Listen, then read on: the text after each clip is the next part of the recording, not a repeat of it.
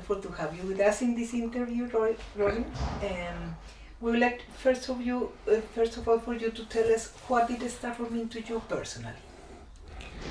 Well, Stafford changed my life, really. I think I came back from 2 years in the United States, very interested in politics because I joined the Labour Party immediately.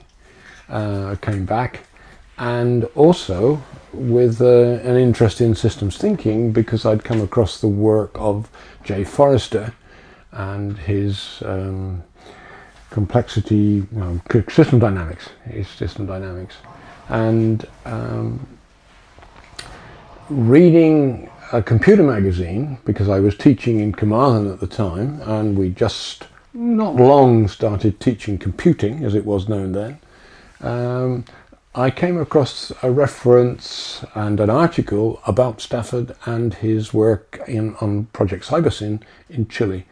And this interested me greatly because A, it was about politics, and B, it was about systems thinking. So it was immediate appeal to me. And so I bought his books.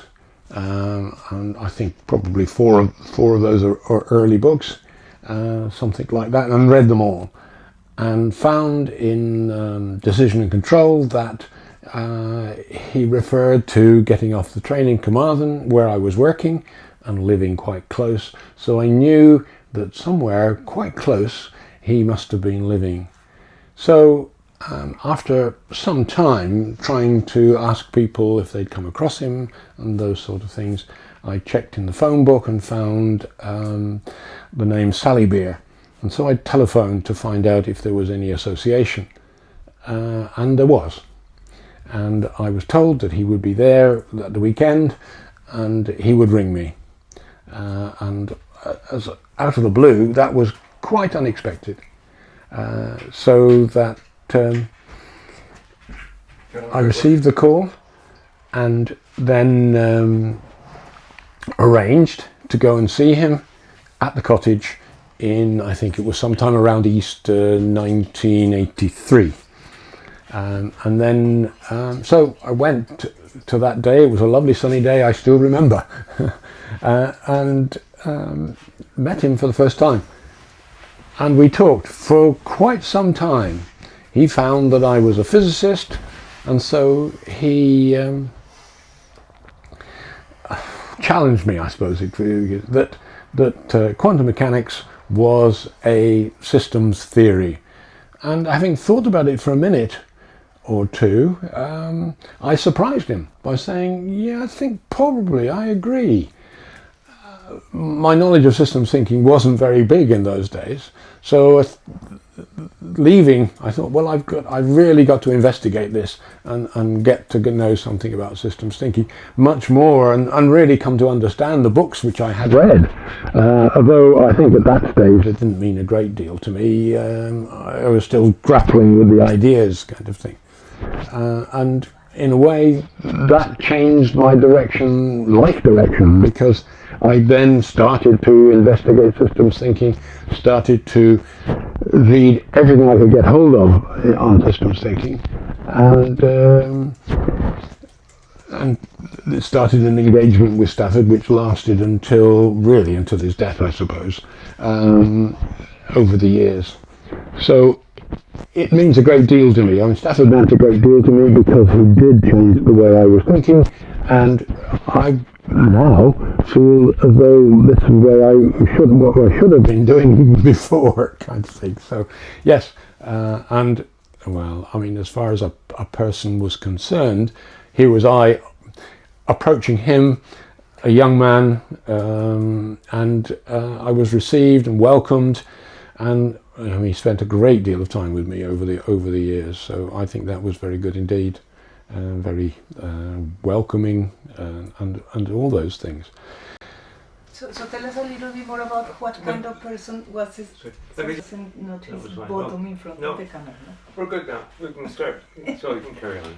Okay. So the next question, I suppose. Can I start the next question? Yes, please. So why don't we share with you the way that what kind of person do you think Stafford was for people who didn't know him?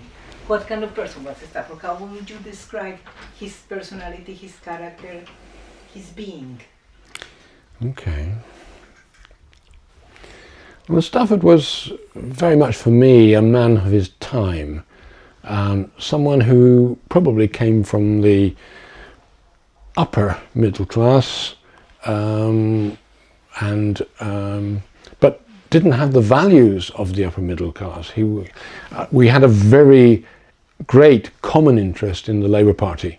One of the things I did during the course of the time I was spent with him was try and arrange for him to meet people in the Labour Party. I myself was an official of the Pembrokeshire Labour Party. I was treasurer for 7 years, and so one of the things we were trying to do is how could we get the Labour Party to organise itself better, and this was a common interest to us both, so that we spent a lot of time talking about that and how we would approach that, and he was very much of that mindset, if you will, which is not at all of the middle class of England, which is where he was from.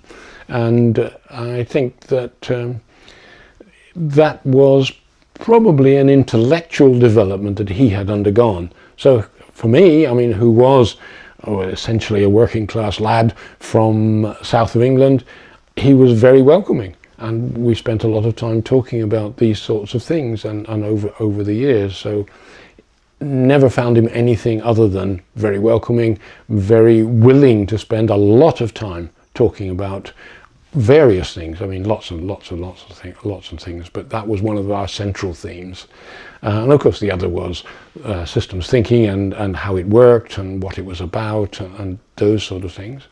We also talked many times about spiritual things, and I think probably trained as a scientist, I wasn't very spiritual, not consciously so anyway, or not articulately so. But it didn't seem to worry him at all. I mean, that didn't matter as far as I could see.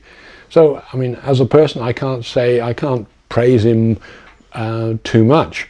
That he just welcomed me, and as far as I could see, welcomed many other people as well, and who also approached him in a similar way. So I think that was his basic character. Thank you, Robin. And what do you think was his most important contribution to science? How would you summarize briefly? Ooh, after writing my own book, I think that I came to the conclusion at the end of a long journey which took place over 30, maybe even 40 years, from first discovering his work to where I am now, that I now think that what he did, he probably didn't really fully understand himself, but for me, what he did was to find a way of modelling processes. So you could call it a process modelling theory, if you like, a process modelling approach, which is absolutely general.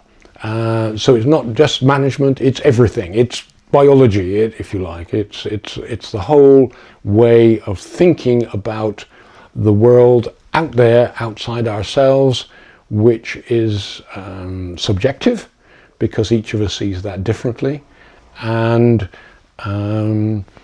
is dynamic, because Western thinking since the Reformation, has tried to define itself as objective, and of course it's in terms of objects, which are static things. So what I found in developing my ideas was there was a relationship between these two things, and the process is fundamental, and it's only as you grow up in the world that, what can I say, because you live in a three-dimensional world, because you move around, you have to put together various perspectives on the things that you see in the world, and you form objects. So that's something which is learned. So you learn how to see the world in terms of objects, because as a primitive, well, not a primitive being, but as a being that moves around in the world where there are lots of dangers, you must be able to recognize those dangers, a predator say, from any perspective.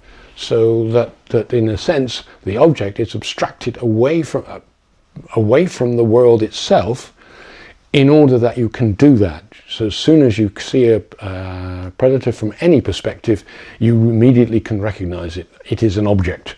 Whereas most things in the world are, you've put together the process of immediately identifying something and then changing your perspective, and it looks different. So is it something different, or is it the same? And the brain, as you grow, integrates that, synthesizes those two things, so you create objects. So fundamentalist process, learned, is object.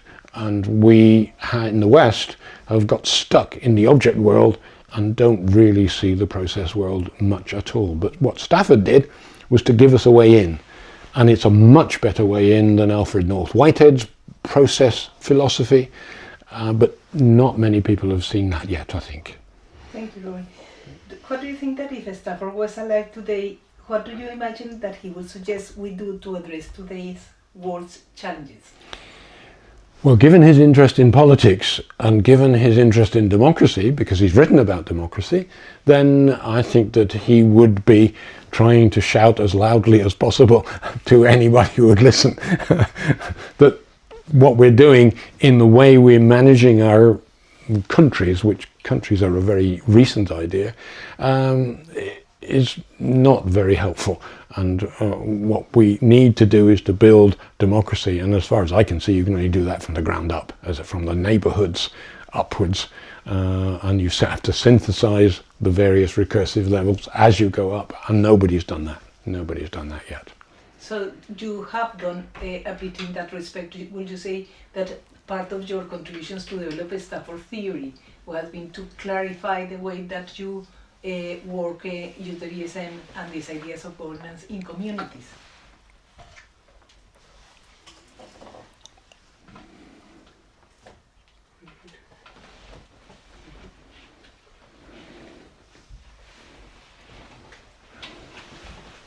Start again. Start again. Yeah, okay.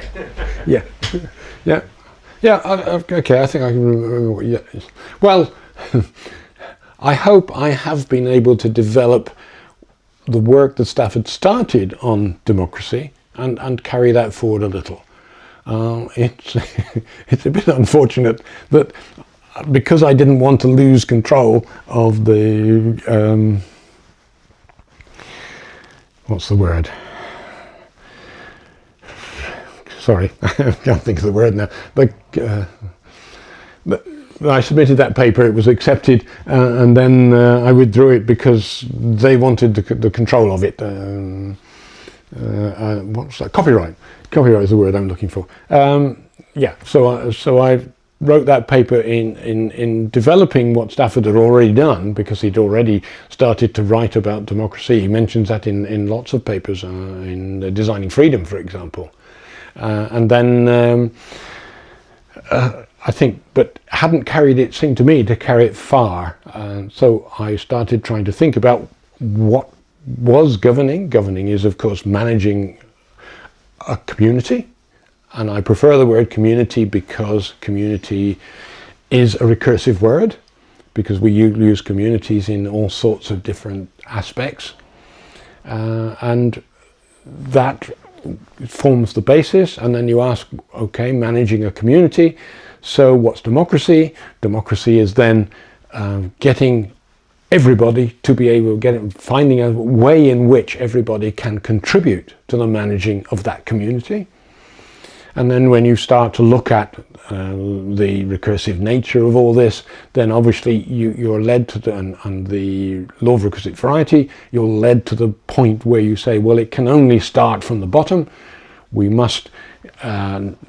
can do that in the neighborhood, we can get everybody involved, and we can make sure that they separate out their conversations, which is one of the difficult things, because I think in this country, in the West particularly, management is not well understood, and so you need to be able to separate the various purposes for various conversations, like conversations about the future, conversations about the being, and conversations about what we're going to do next, kind of thing, and all those kinds of different conversations, and they need to be separated out so that everybody can contribute and everybody can put their ideas forward, and the discussion element of that has to start really in schools, so that people expect that to be the way things happen, and we don't do that at all.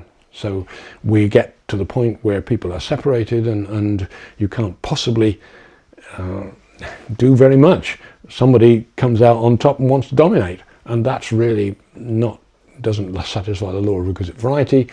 It's very counterproductive in this whole way of doing things, and we can see it today. It's just everything is going to mush, really. Okay, and the last question: can you share a moment or story when Stafford made a lasting impact on you, that you will remember Stafford? An anecdote, a story, a special moment with the Stafford.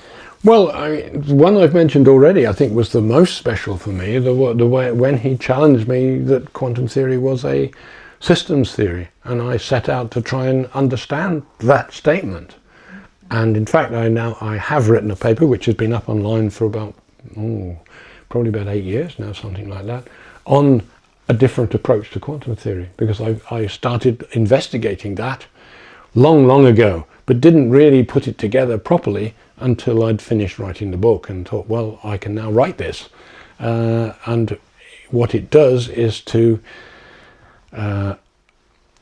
suggest a different way of defining a system, which can be a quantum system, or it can be a finite macro system, as it were. And you can define a state vector, as quantum theory does, in terms which are fractal, recursive, if you like. So, and quantum theory as it stands doesn't do that. So, I mean, I've submitted it for publication a couple of times. It's always turned down, but it's telling people that they've got the basis wrong and doesn't fly very easily. So I'm not surprised. Okay, thank you, Robin. This is perfect. Thank you. That's great. Well done, Robin.